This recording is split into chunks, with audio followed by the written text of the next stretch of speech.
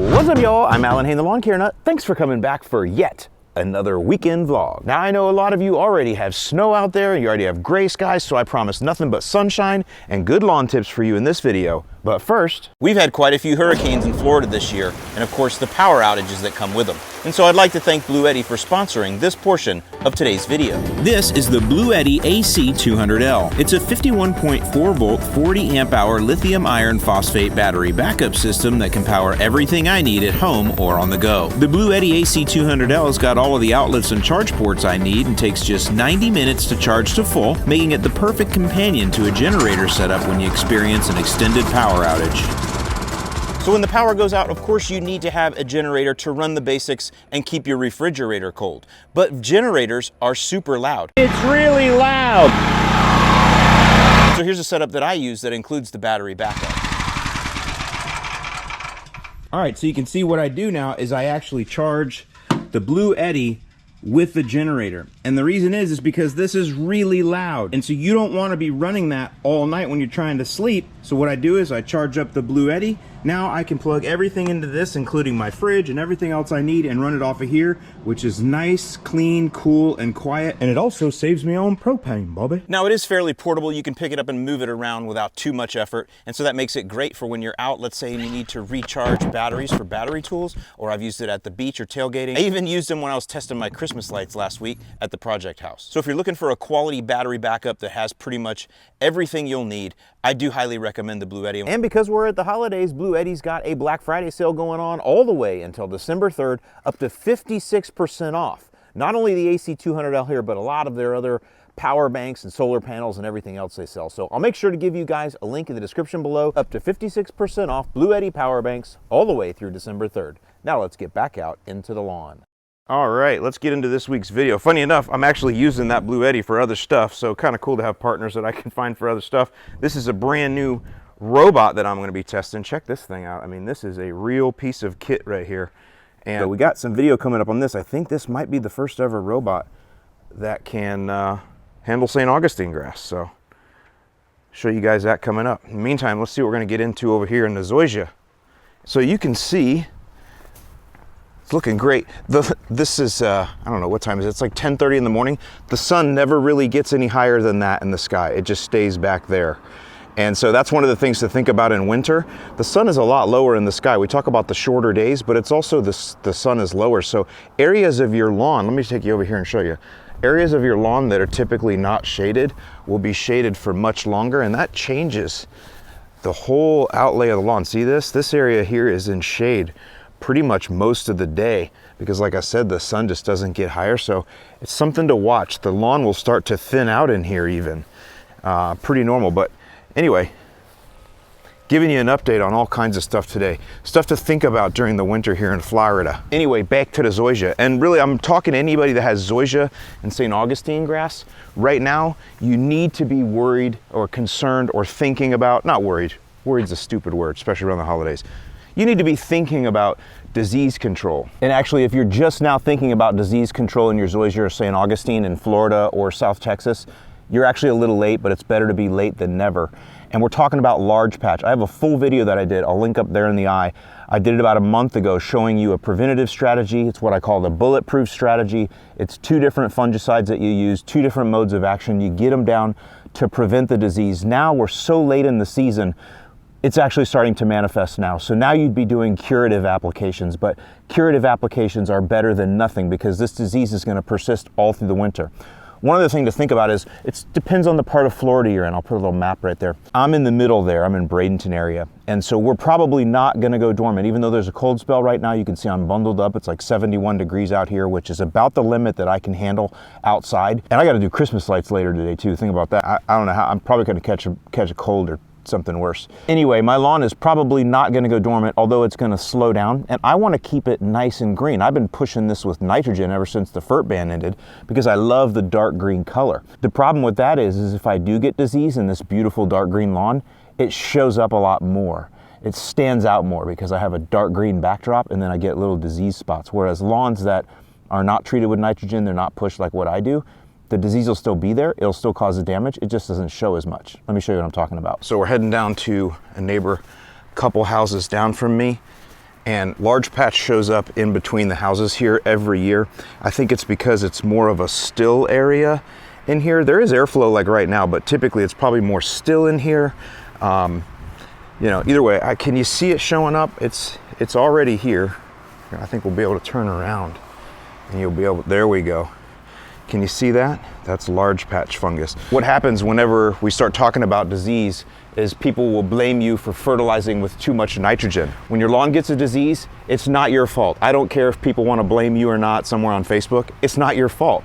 Disease happens. The spores are just in your soil. The conditions became right and you had a host, which is your lawn, and so the disease manifests. And so the treatment is the same, whether you're pushing with nitrogen like I do, or you're not pushing with nitrogen like here, the treatment is the same, and it's gonna be a dual fungicide with 2 modes of action. We're gonna spray it here. We're gonna spray my neighbor's lawn to kind of stop it in its tracks, and hopefully it won't get any worse. All right, y'all, so check this out. This is not meant to be a training video.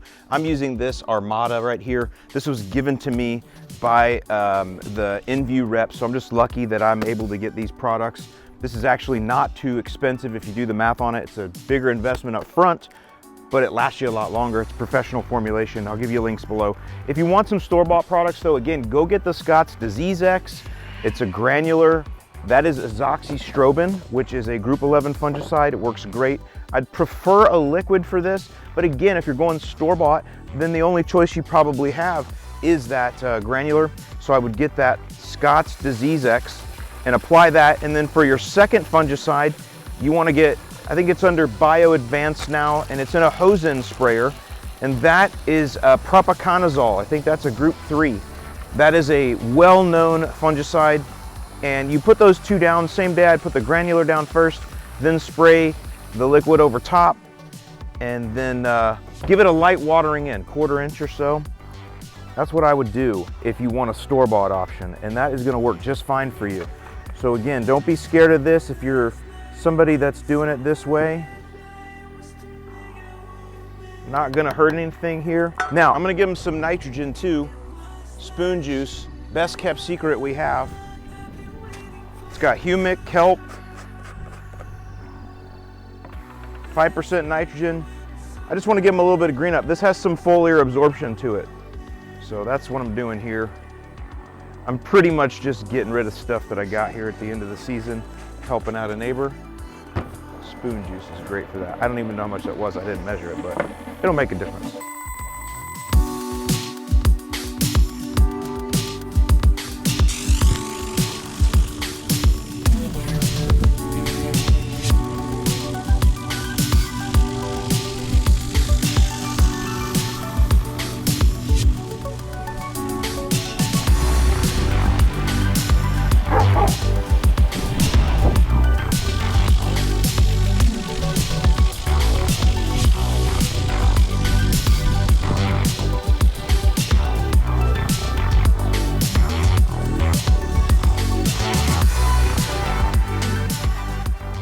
Now you might be wondering, am I going to spray my lawn? Because I did spray it a month ago and I am due for a second application. But I'm not gonna spray it today, I'm gonna spray it tomorrow. I'll tell you why in a minute. But I do wanna show you, even though I did preventative applications and thought I got my timing right, apparently I didn't, because I've got some large patch here too. Let me show you. You're probably not gonna be able to see it. It's right in there. Let's turn the corner. Oh, now you can see it, can't you? Look at that. Can you kind of see? It's got, the way you really know is it's got a little bit of an orangey yellow tinge to the edges. The cameras don't pick it up that well for some reason, but there's like a little orangey kind of look to it. There, you can probably see it there. See how it's got an orangey? So, but yeah, this is with a preventative treatment that I thought I did on time, but apparently I didn't. I was late, so I've got some in here. So I'm gonna go ahead and do my second application, of course, to go ahead and try to keep stopping it, because that's all you can do. But even the best laid plans sometimes don't work, and you get disease, which 2024 has been a hard year for this lawn anyway, so why would I expect any different, you know? Over here on a St. Augustine, this is the palmetto. You're not gonna be able to see it for sure on the camera, but there's a little bit coming in right here. And the reason I know that is because the same spots are infected year after year after year because the spores are in the soil, and I know this is always a spot where it comes in. So over here, Floritam looking perfect. absolutely no disease at all anywhere. So Floratam is really shining this year. So that's the update on the lawn. Okay, so like I said, I'm not treating fungus today. I'm gonna do it tomorrow, and that's because of something that is up there.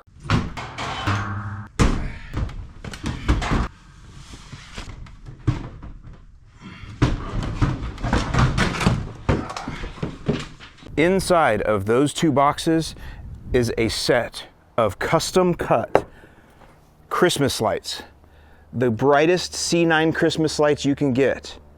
Custom cut for this house, hips, ridges, everything. Gutters, windows, doors, everything in those two boxes. And today is the day that I get to start putting them up. This day for me is just as exciting as the start of mowing season. I've actually already done one project this year that really got me fired up. I'll link up there if you didn't see it. My friend Jason's house, we did red and white candy cane stripes on a beautiful little ranch house in Sarasota, super cool. This is gonna be my original clean, simple, classy Christmas light look here, all warm white, all the same spacing, all the way around, outlining everything, all in the same color with just hints of extras that are tastefully done. With that, I'm gonna give you a montage, maybe give you a couple tips along the way, because doing Christmas lights yourself is a lot of fun, it is super rewarding, and it is easy. And it is something that can really set you apart during the holidays and really bring out that Christmas cheer in your neighborhood.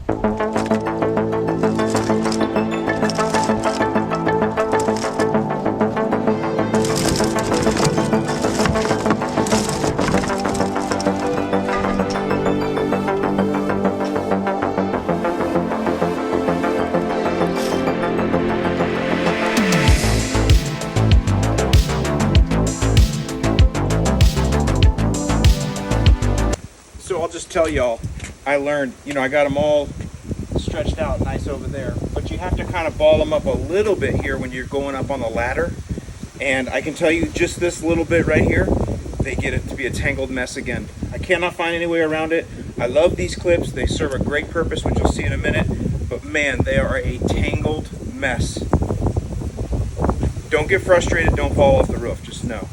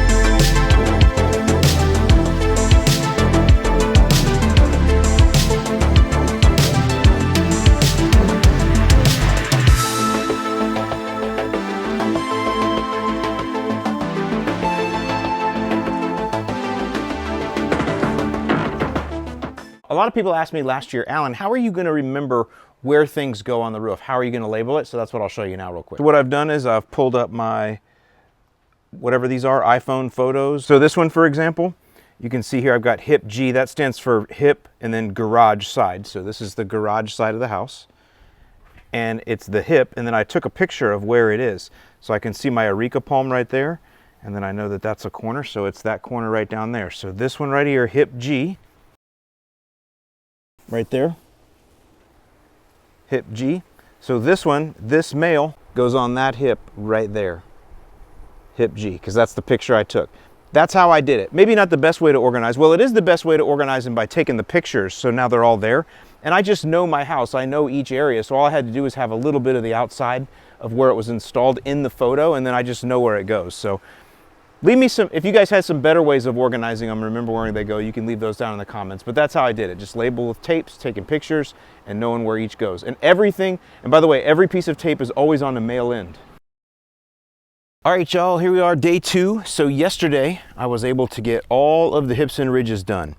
And so because this is the second year with this custom cut, I'm kind of letting you guys kind of talking through timing, right? So now again, I'm filming and everything too, but overall, it took about 2.5 hours to get everything put back up, all of the hips and ridges 100% done, 2.5 hours. And really the majority of the time was in untangling them. I made the mistake of untangling them all down here and then trying to do like a couple small folds here and there for when I was taking them up the ladder. But just by the nature of those clips, I think I've probably illustrated that by now, they tangle really easily. So I ended up having to untangle them twice.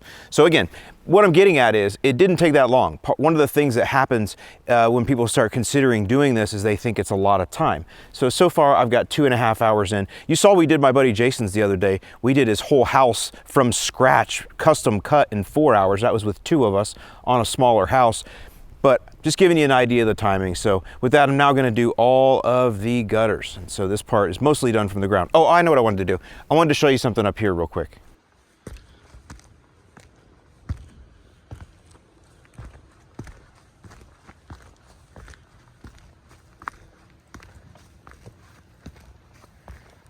Okay, I want to show you something. And again, this is things I'm learning on year 2. So one of the nice things about doing custom lights like this is you can keep everything clean. You can see I got the end of a run right here that's down this ridge. And then I got a custom extension cord that I made, right? Put my own male and female on. That's nice and clean. You can't see it. Runs right up the roof line here. And then it goes right into this. This is called a vampire plug right here.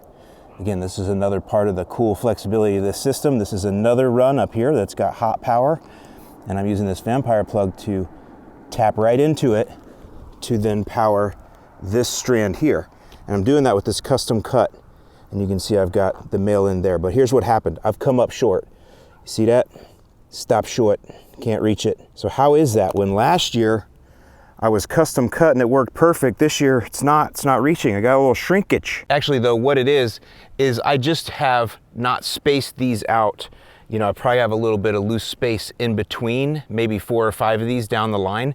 And that little bit of loose space, not having them tightened up quite as much from that end, has come up a little short. So what that tells me is when you go to cut these in the future, leave yourself a little bit of extra slack for the future if things don't go up the same way. I had cut this too perfect, and you can see now I'm about a foot short. The good news is, again, we're flexible here. All I gotta do is unplug this. Now I can use this extension cord somewhere else down the line. And here's another tip. It's nice to use sweatshirts that have pockets so you can carry all your stuff, because you're going up and down ladders, right? So you can carry all your stuff in those pockets. So that's another little trick when you're doing this.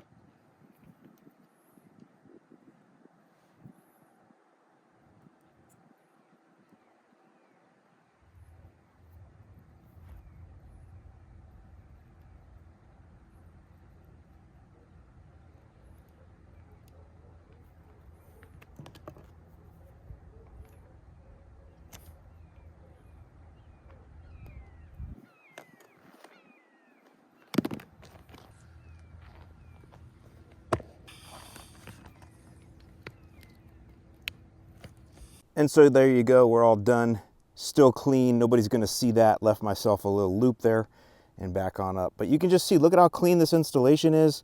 Not gonna see anything from down there, and that's part of the whole thing. Clean, simple, classy, and smartly built, smartly put together. The brightest lights. I'll show them to you here in a minute. Let's go do the edges now.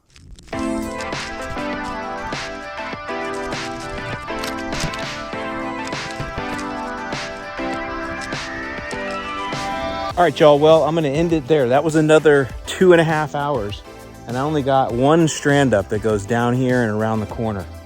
It was, most of the time was spent doing all that untangling. That was, I don't let myself get frustrated at my age. I'm pretty good at controlling it, but man, that was pretty close. So I'm gonna have to get some sort of reel system or something that I can reel these around with the clips still on, something. But we're all learning, so anyway.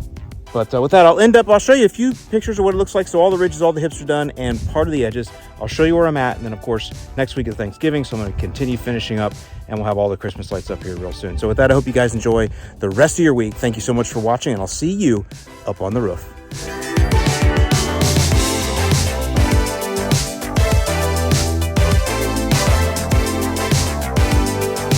All right, y'all, here you go. Now, this is just the very beginning of what this will look like. I still have a whole lot more to put through here. All this gets outlined all down through here, ground game. But you can see these are the super bright lights that we have. And man, they, every year, wow, I just love them. So there you go, stay tuned. I got a lot more Christmas light videos coming up. Like I said, this is just a start, so Merry Christmas. Get you in the spirit. See y'all later.